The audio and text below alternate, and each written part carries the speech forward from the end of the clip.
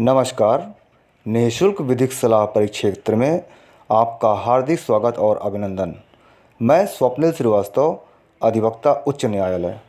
मकान और ज़मीन दोनों खरीदें, कुछ बातों का ध्यान रखें और बेफिक्र रहें। जिस भी ज़मीन या मकान को आप खरीद रहे हैं, सबसे पहले उसके डॉक्यूमेंट्स को सीरियसली चेक करें। वो प्रॉपर्टी बेचने वाले व्यक्ति के नाम है या नहीं है। एक ही नाम के दो व्यक्ति हो सकते हैं, इसलिए फादर्स नेम का चेक करना भी बहुत ज़रूरी होता है।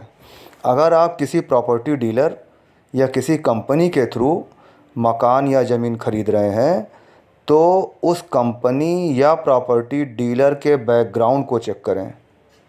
समाज में उसकी विश्वसनीयता कितनी है, इस बात का ध्यान दें, तब फिर कोई कदम उठाएं। मकान हो या ज़मीन खरीदेंगे तो पैसों का लेन देन होगा ही। पैसों का लेन देन कानूनी तरीके से ही करें। एक एग्रीमेंट बनाएं जिसमें मकान या ज़मीन की सारी जानकारी, कितने पैसे दिए गए, कितने बकाया हैं, सब का ज़िक्र हो। अगर कुछ पैसे बाद में देने हैं तो इसको उस एग्रीमेंट में डिस्क्राइब करें कि कब तक ये पैसे देने हैं, उससे आपको एक लाभ मिलेगा। बेचने वाला व्यक्ति उस समय तक, जब तक आपको पैसा देना है, उस प्रॉपर्टी को किसी दूसरे को नहीं बेच पाएगा। One more most important thing, जिस भी ज़मीन या मकान को आप खरीद रहे हैं, वहाँ मौके पर ज़रूर जाएं। देखें उस ज़मीन या मकान पर किसी और का कब्जा तो नहीं है।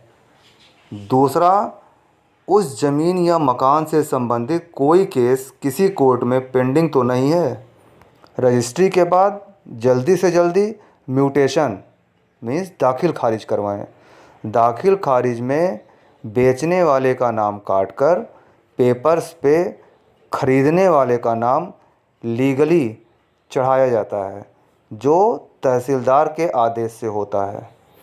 आपने मकान या ज़मीन खरीदा है, म्यूटेशन के पहले किसी को ना बताएं तो बेहतर है, क्योंकि म्यूटेशन के पहले एक प्रक्रिया होती है ऑब्जेक्शन फाइल करने की, जिसे आपत्ति बोलते हैं। उसके फाइल होने से म्यूटेशन की प्रक्रिया रुक जाती है और फ़िलहाल उसका ऑब्जेक्शन सही है या गलत है, जब तक डिसाइड नहीं हो जाता तब तक तो म्यूटेशन की प्रक्रिया रुकी ही होती है। अक्सर लोग इसका दुरुपयोग भी करते हैं। एक ही प्रॉपर्टी दो लोग को बेचते हैं, उसमें इसी आपत्ति का दुरुपयोग करके लाभ उठाते हैं। अगर आप एडवर्टाइजमेंट के थ्रू कोई ज़मीन या मकान लेते हैं तो उस पर पूरा भरोसा ना करें। जितनी भी बातें मैंने बताया है उसका ध्यान रखें। मेरी कानूनी सलाह, बताए गए सभी बातों का ध्यान रखें। रजिस्ट्री के बाद म्यूटेशन जितना जल्दी हो सके करवा लें।